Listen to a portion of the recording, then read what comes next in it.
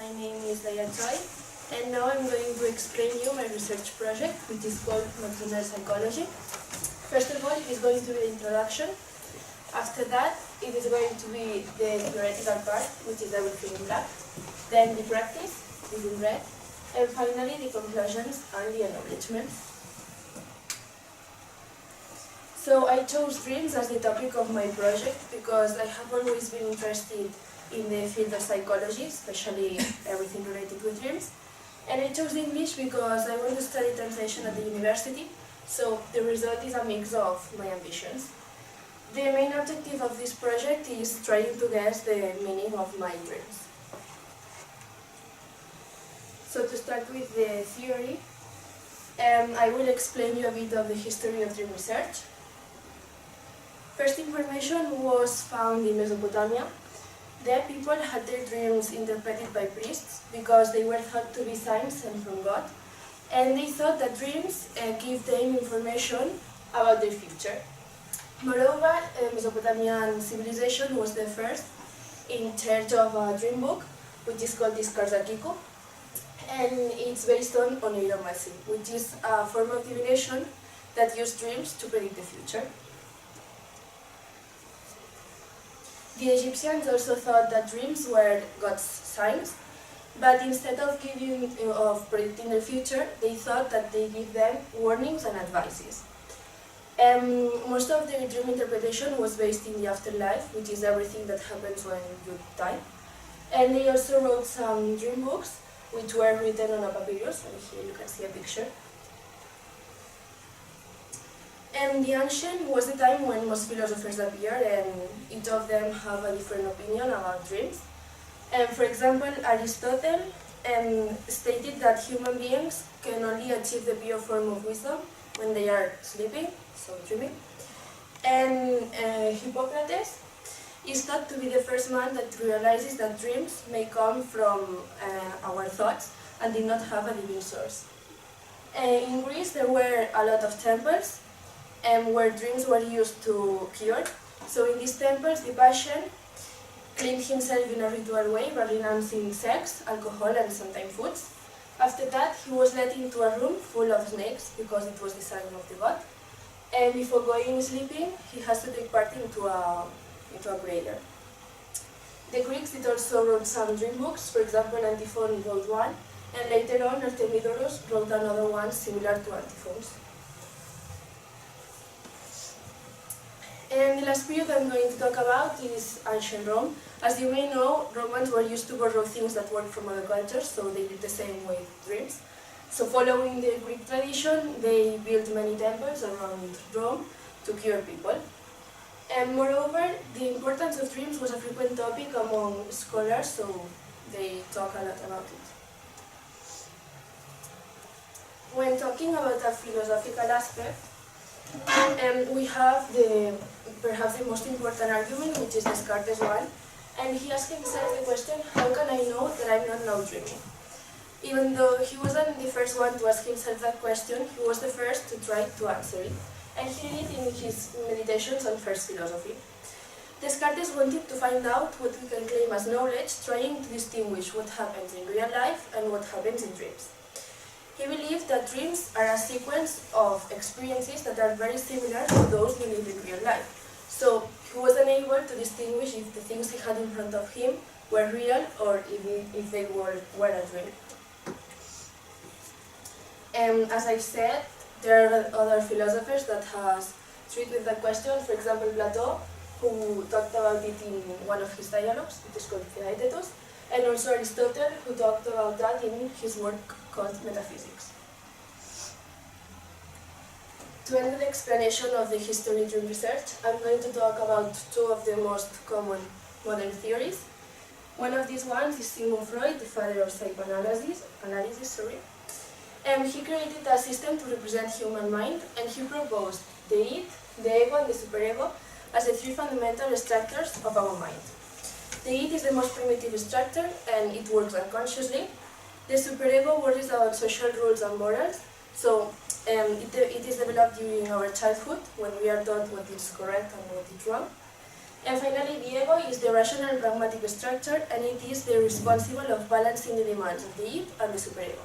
For example, if you go through the street and you see someone with a dog, your id would say, I want that dog, so I will take it now. On the other hand, the superego would say, it's not right to do that, so it won't take it.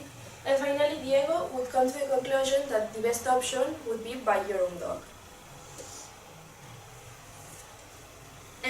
Freud gave 5 stages. The first one is the oral period, which takes 1 year, and it focuses on the mouth and the lips. The second stage is called anal period, and it lasts 2 years.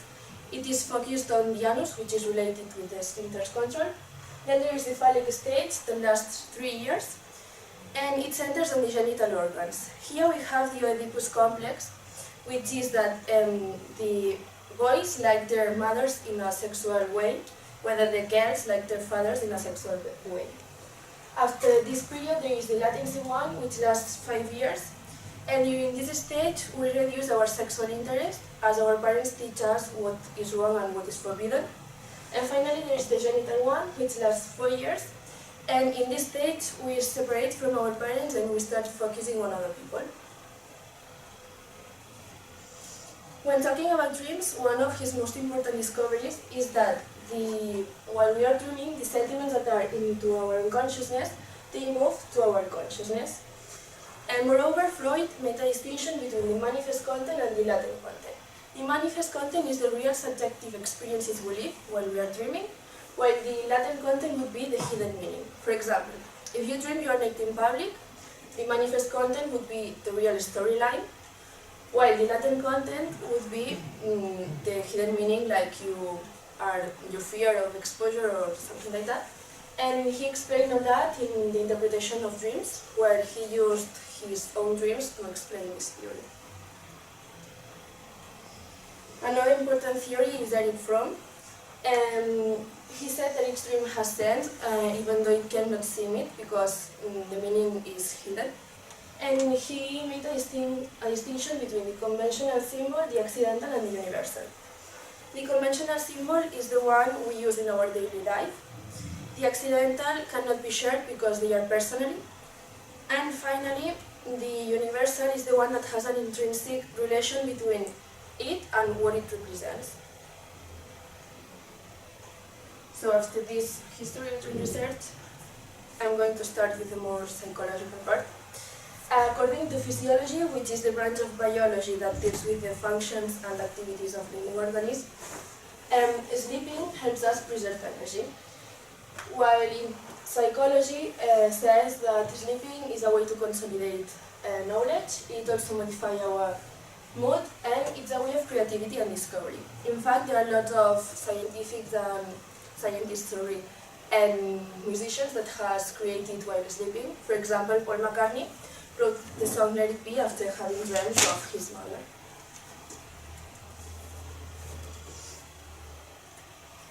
There are 5 stages of sleep. In the first one, our breathing slows down. Here, oniric images start to appear, and we can even experiment that the feeling we are falling, which is due to muscular relaxation. And both the second and the third stages is the moment when our sensorial blockage grows. That means that the more stages we experiment, the more difficult it is to wake us up. The fourth stage is known as deep sleep stage, but even though being a deeper sleep stage, we even keep in touch with the reality. And in this stage, somnambulism is lived. And finally, there is the REM stage, which means rapid eye movement.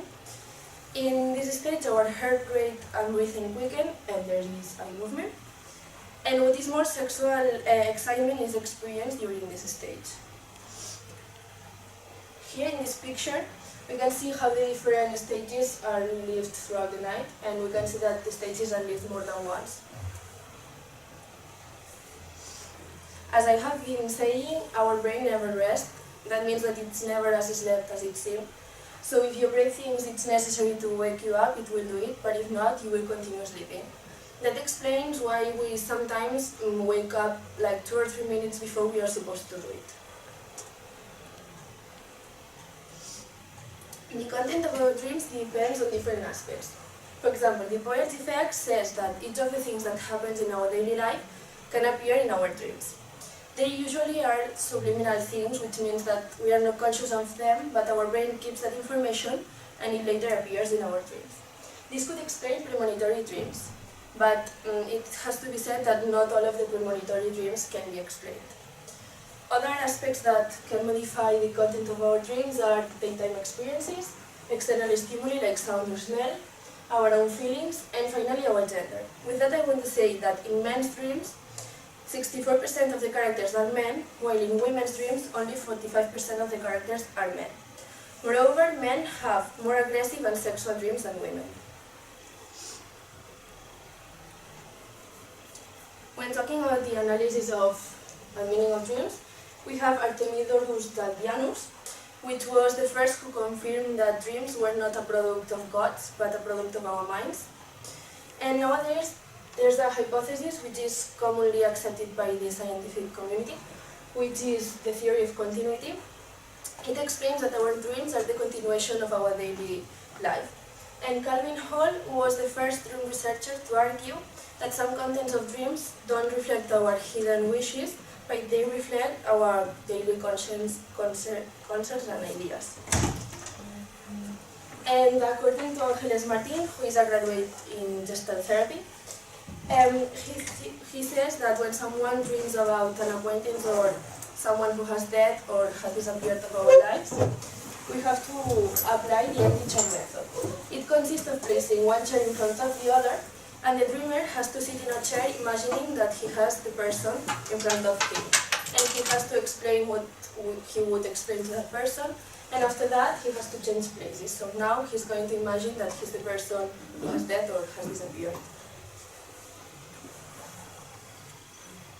There are 4 psychological theories. The first one is the psychoanalysis, which is mainly based on Sigmund Freud's ideas, and as I have said, he thought that the dream's function was to express our impressions.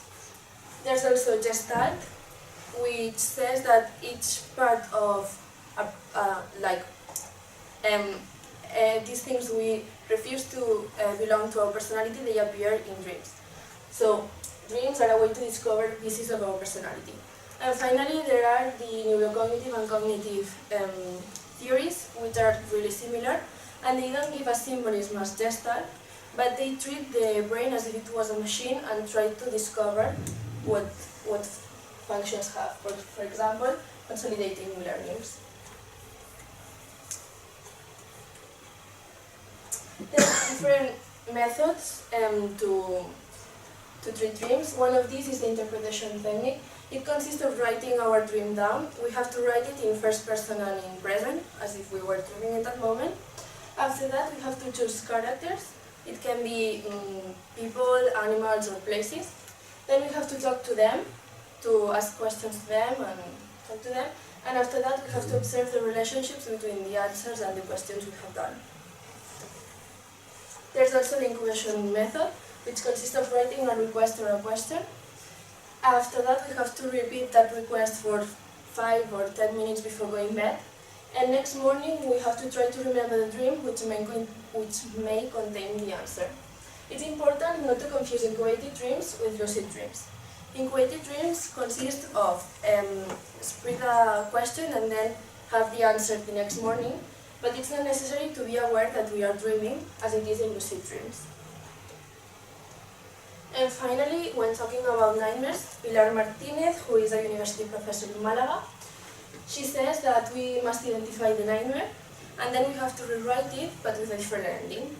So the dreamer has to repeat this new story during 20 or 25 minutes, and it's a process that can take months or a lot of time.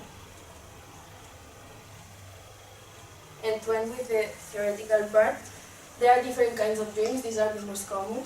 Premonitory dreams consist of dreaming something that will later happen in real life. As I've said, they may be explained thanks to Poet's effect, but most of them cannot be explained. Then we have false awakening dreams, in which the person thinks that he has woken up, but in fact he has just changed dreams. Then there are the lucid dreams, in which the person is conscious that he's having a dream, and there are 2 different kinds, dild and wild. The dild is the one in which the person becomes conscious that she's dreaming, while the wild is the ones that the person goes consciously to the dream from wakefulness.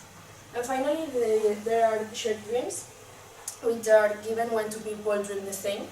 They are usually given between family or friends, and in this case we have to remove common topics that are dreamt for lots of people, like dreaming you are flying or you are having your teeth fallen. So after that, the practice part consists of a descriptive study and an interpretative one of my own dreams. A descriptive study consists of analyzing the different aspects of our dreams, and to do that we have to write, first of all we have to write the dream down, and then we have to focus on things like the context, the people that appear, how many times the situation is given, if there's any recurrent aspects, and finally the feelings that dream arouses us.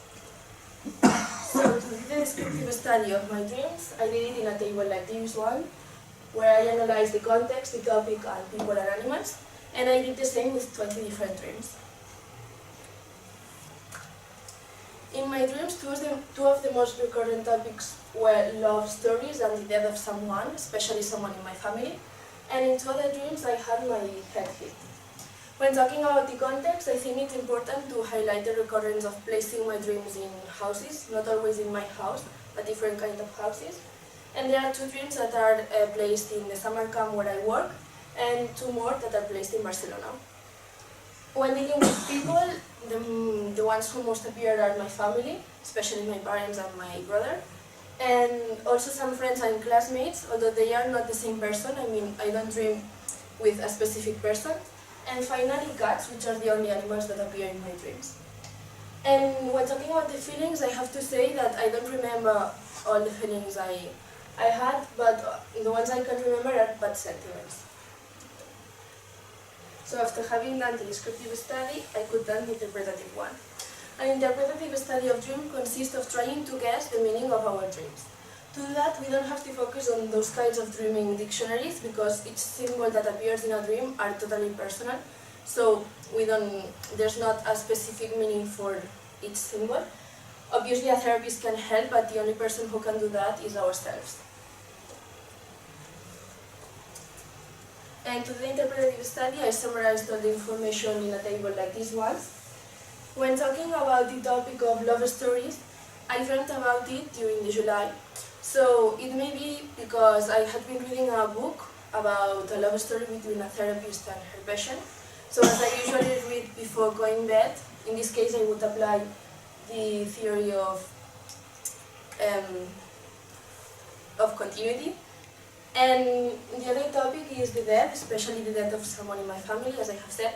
There's a dream that my uncle dies, and it's a reflection of my grandmother's death, because when she died, she had been in hospital for several weeks and I didn't visit her, and I think I did it for not seeing her in such a bad aspect. So all in all, I think I dreamed with my uncle's death because he was the one who lived with her, so he was the closest person to her.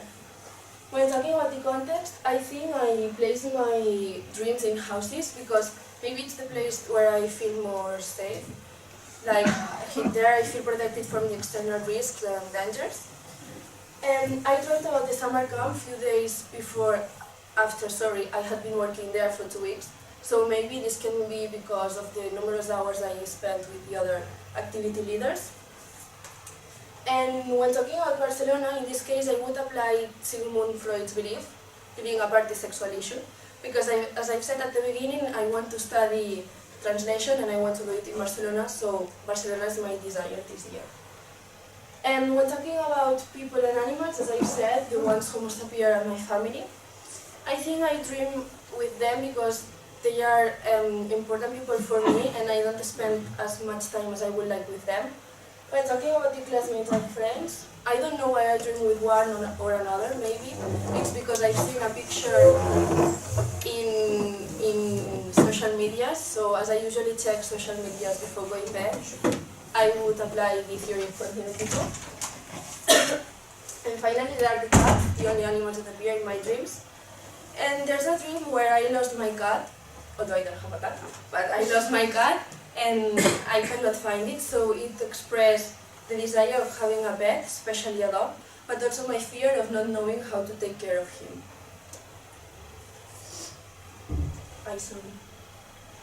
And to end with the interpretation study, I focused on feelings. As I've said, I don't remember all of them. I have to say that it's the most difficult thing to remember because I couldn't do it as fluently as other aspects. But the ones I remember are having a hard time or being scared. So this could be interpreted as a reflection of my fears. With that, I want to say that I'm unsure of myself, even though if they are not important decisions like the answer for an exam or the suitable words for a note, I doubt. So once I finish the project, I can say I have achieved my goal. It must be said that there are a lot of information about this topic, and so it's a difficult topic to treat because there are different theories and different points of view. And I have come to the conclusion that it's not as simple as it may seem. As I've said, most people think that a therapist is the person in charge of doing it, but we are ourselves the ones who have to do it because nobody can do it. And yeah, I think it's a way of knowing more about ourselves, because when analyzing the dreams, I remembered different experiences of my life that has helped me to know more about me. So related to that, I would recommend all of you to write your dreams so that you can later compare them and analyze them. And finally, I would like to thank Magda Rivera, my tutor, although she hasn't been able to come today, but she has supported me throughout the elaboration of the project and she has devoted me several hours. Then I had to thank Meus, who is a psychologist and also a professor in a university in Barcelona, because she helped me with information that I found difficult to understand. And related to her, I have to thank Nuria, a friend of mine, because I knew Jenny thanks to her. I also want to acknowledge Feliu, my English teacher, because he's always encouraging me, and in fact I finally did the research project in English for him. And finally my family, because they always support me. So thank you for your attention, and if you have any questions.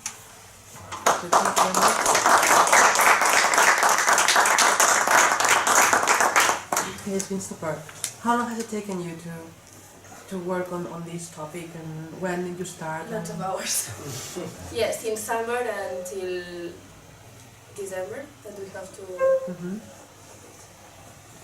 And so initially you didn't consider doing it in English, but then yeah. Thanks to your teacher, in fact, it was a teacher that I had last year, that she's not a teacher here anymore, but she told me, and why don't you do like a mix, and that's the result. So you should thank him, yes. It's turned out really well. And I don't know, do you have any questions? Me, yes, I would like to, because you said that we have to interpret our dreams, but there's a lot of books that talk about that you can interpret your dreams because they are very frequently repeated to other kinds of people. Yeah, but depending on the dreams. For example, I found that common dreams like flying or having your teeth fallen, they are common, but I have never dreamt of that. So I think depending on each person and... Yeah, I only would suggest you that next month there is a seminar in Barcelona with dreams, and you can have the opportunity to work with your dreams in constellations, in family constellation and in the Gestalt. And I don't know, many years before I do it, and it's very interesting. It's it's not interpreting your dreams as a theater, but it's another point of view. Right, okay. So thank you very much for coming. You're welcome. It's been a pleasure having you here, and I think that they have enjoyed the talk a lot, and this topic is really engaging. Thank you.